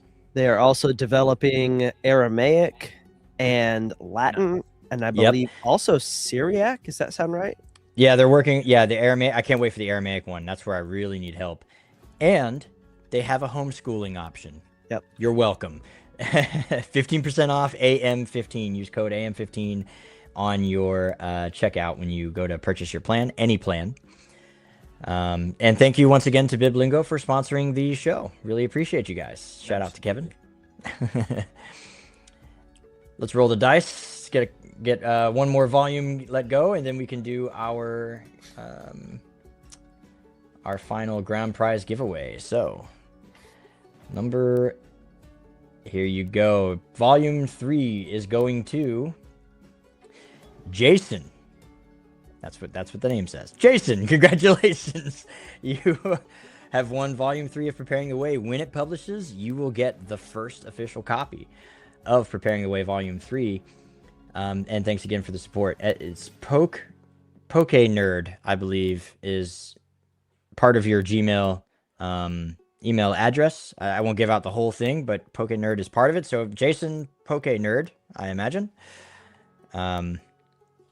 Congratulations to you. You have won Volume 3. That's all of the regular giveaways. Now we have a grand prize to give away, which is your choice of any of the First Fruits of Zion commentary, and all 3 volumes of Preparing the Way. Are more or less annual. We're trying to make it as annual as possible. But publishing a book turns out to be actually fairly tough to do it on a yearly basis. But again, thank you to the supporters for helping get that so that we can actually publish these books as well. So how do we want to do the grand prize giveaway? We got to at least answer a question, have another caller up, something. We can't just give the grand prize away. Have another caller up if somebody wants. Like, again, there's 14 people watching now. I'm sure one of you wants to have some kind of conversation, debate us, ask a question. There's 15 now, so one more. Maybe that's the one. Maybe that's the one. And all you got to do, there's a link in the description below this video. Where is it? Yeah, and you see it down there on the banner as well. But click the link. It'll bring you backstage, and we can pull you up. You start 5 minutes. Yep. You can debate us, discuss with us, preach at us. It's your 5 minutes, whatever you want. Really hard question. Like a really hard one. A good one. And of course, we're still raising funds. Scan the QR code above for the GoFundMe to raise for the course. As you see in the middle, the Gospel of John, an intro to Chassidus. What time is it over there for you guys? It's almost 5. Almost 4 for me. Yeah, 4:40, 4:41. It just changed. It's only 1:41 here in sunny San Diego. Yep. Dog is my co-pilot. Oh, here's a good question for the chat too, because I'm getting back into the debate game finally. Like I've been meaning to do that. Who do you want to see me debate next? Who do I want to see you debate next? Or the chat. But yeah, who would you like to see me debate next? Tim Hegg. You won't. You know what? You know what? I would. You know what? I would. I totally would, but I would be nicer to him. I love Tim Hegg too much. I would love to see you go up against Solberg. I don't know if he'll take the debate or not. I would love to debate Solberg. I actually have a list of people that I would love to watch Brad debate.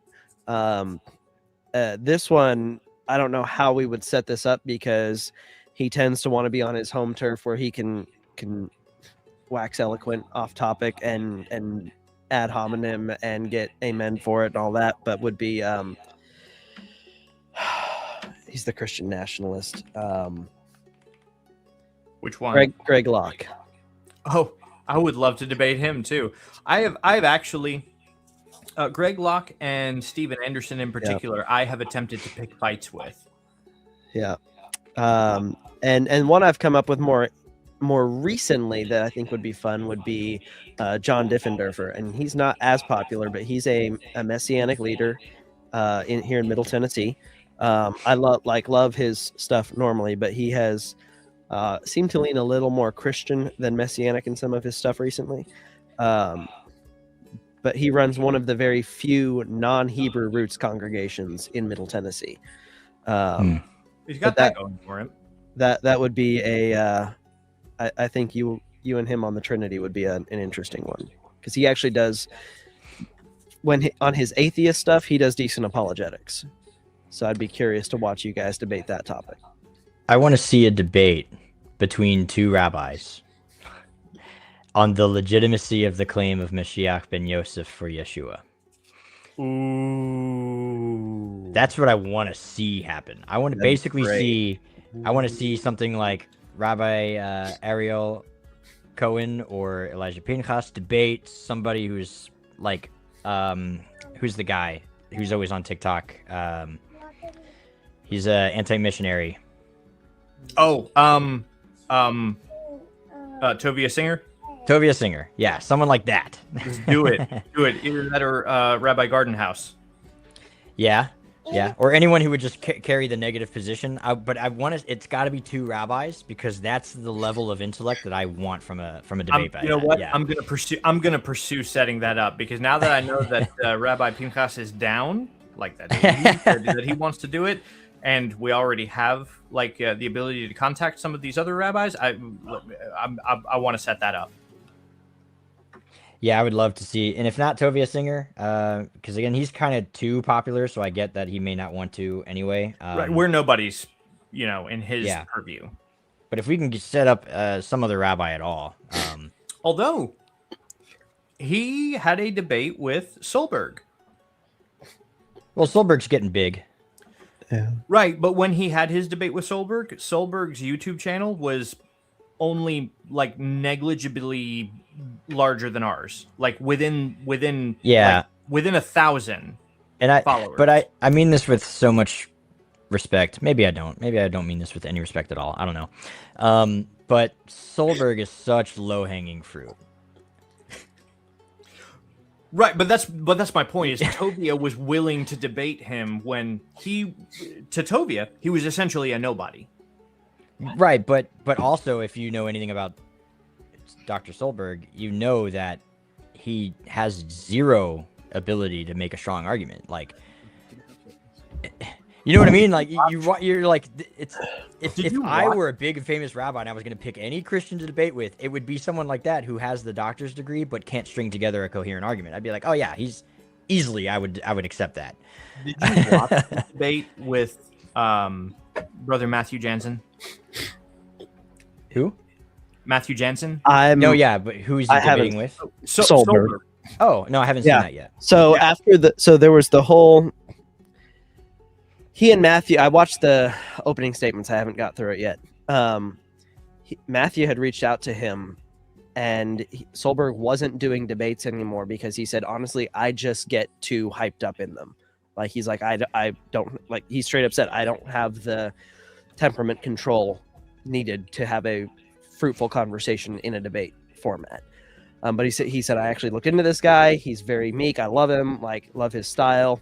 So he said that we're going to set it up, but they wanted it to calm, like wait till after New Year. And he's like, I had forgotten about it. And then and of course, then Solberg released his whole thing about making the list of churches and Messianic teachers and all of that he was going to spread. So Matthew reached back out to him, and he's like, yeah, let's set it up. So they set up the kind of a self-moderated debate. And I haven't even made it through the opening statements yet because I was at work and stuff came up, so I had to turn it off. It was very cordial. But I don't think he did very well. And it's very easy to have a cordial debate when it's Brother Matthew, because he is such a kind individual. Yeah. Even when he disagrees, that like if you can actually manage to get heated with him, you're probably the drama. Like you're the problem. Yeah. He's such a kind spirit for sure.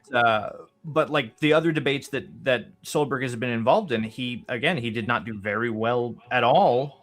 And that's probably the reason that he got heated, is because he knows like he really just didn't do very well. He debated Tovia Singer, didn't do very well. And how did he do against Jason? More than Tovia's in that.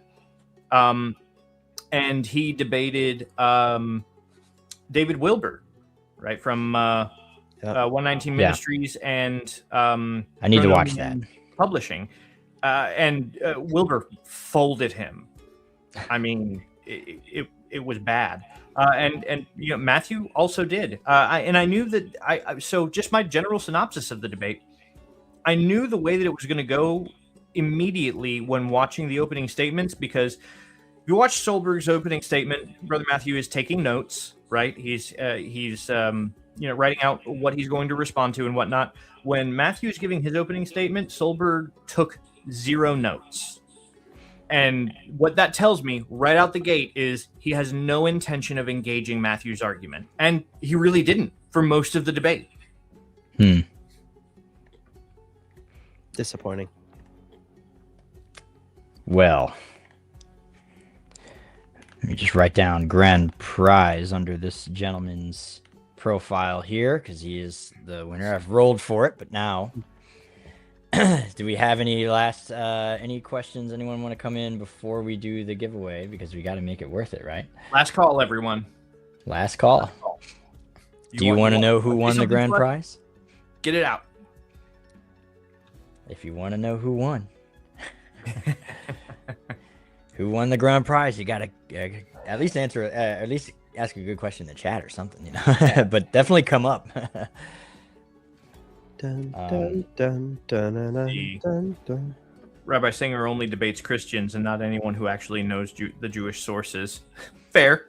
That's what I've noticed with That's fair. Rabbi Tovia. I've said this in the past when reviewing some of his work. He sort of banks on you not knowing. Yes. A lot of Talmudic material.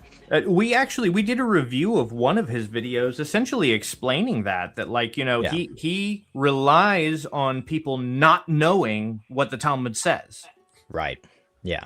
And he uses that against you, because then he'll bring up passages and it's stuff you've never heard before and it's material you're not familiar with. And so that's kind of how he gets you. But anyone who's like ourselves, even remotely familiar with Talmudic material, it's very easy to answer for.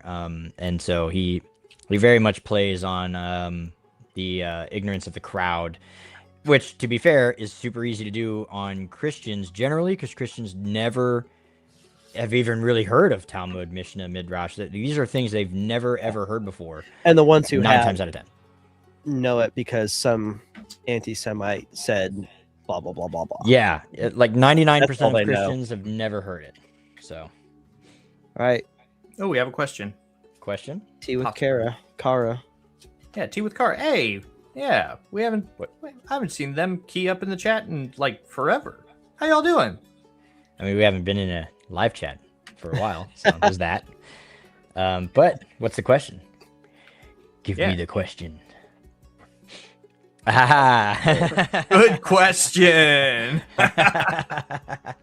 Good question. Okay. It depends on whether or not you're Sephardic. For the Rabbi rice. Elijah Pinchas, come on up. We need you to answer this question for us, because.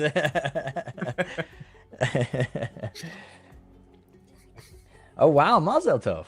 Mazel Tov. Baruch Hashem. New life. Wonderful. Lovely.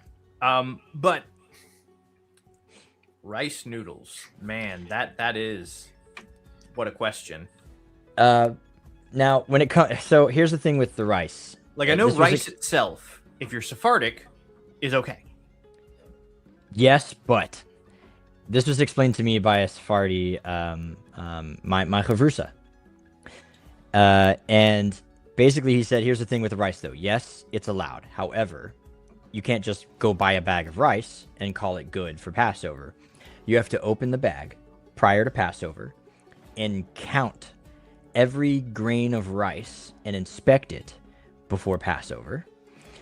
And you're looking for any rice that might have rotting or some kind of issue with that rice itself. And as long as the rice is good, it's been dried, it's never been, exposure to moisture prior to Passover. And you have to count individually every single piece of rice, and you have to do all of it before Passover for every ounce of rice that you plan to have during the week of Passover. So it's not like you can just buy a bag of rice, a 5-pound bag of rice, and go, this is my rice for Passover, this 5-pound bag. And then you cook it day of. You actually got to prep that rice way ahead of time. And then any rice that you didn't inspect or count, you have to put it away with the rest of your chametz, and you can't count that as part of your rice that you can use to make with Passover. So I think because of that, with the rice noodle thing, it might be a similar situation where you have to make sure that all of the noodles are good to go prior to Passover, and then you separate the ones that are good from the bad, and you put away with the chametz anything that you haven't counted or inspected. I would imagine, but I don't actually know because I don't know what the ruling is for the rice noodles. I don't actually get this, but doubled rice for every square on the chessboard. So it's it's a way of doing the rice thing. Hamish Humor even did a meme about it. I think he's making reference to the meme because it gets really overwhelming really quickly. But yeah. Rabbi Elijah Pinchas, he's Ashkenazi, so he doesn't do the rice thing at all anyway. But yeah, 5 grains now, 6 grains. Yeah. Yeah, it just depends. Aaron's asking about like this is 5 different grains, and then technically like, and the thing with the Ashkenazi tradition, again, this is more of a minhag that's very seriously taken. It's basically a ruling. But anything that swells, they will not have during Passover. If it swells at all, like any kind of pasta that would swell, even if the pasta is otherwise made with, more or less in the kosher for Passover way, they'll usually rule it out as astringency. Beans. Right. So, yeah, couscous. So you definitely got to ask like your local rabbi for that kind of stuff. I don't have the answer, and I'm not counting rice this year.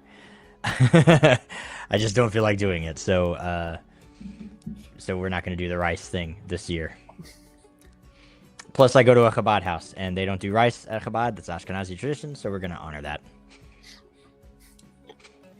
Oh, there's some good education from the rabbi. Shum, seeds, and grains such as rice, corn, soy, beans, traditionally avoided by Ashkenazi Jews during Passover, while not chametz, they are prohibited. Right. Generally permits their consumption under certain restrictions, like inspecting your rice. Right. Double the rice for every chessboard. That's How square. awesome it is having like a rabbi like just ready to answer the question for you. Yeah. Imagine having that in an 8-week course. On John. Ready to go. All Gospels, John. Scan the link, the QR code, donate to the course. Let's get it out there. I thought you could nullify the chametz with the rice instead of inspecting. That's just what I was told by my chavrusa, who's Bukharian, so maybe that's the Bukharian thing specifically. I don't know, but I'm just letting you know what I've heard, and that's kind of that's the guidance that I received. So that's the way that I've been doing it, just as to be careful. But again, I'm not doing rice this year at all, so we're just gonna. All right, I think that's good enough for the big giveaway, huh? That was a good question. That's a really good question. And just remember, your body's like a day old. I just butchered the quote. How's it go?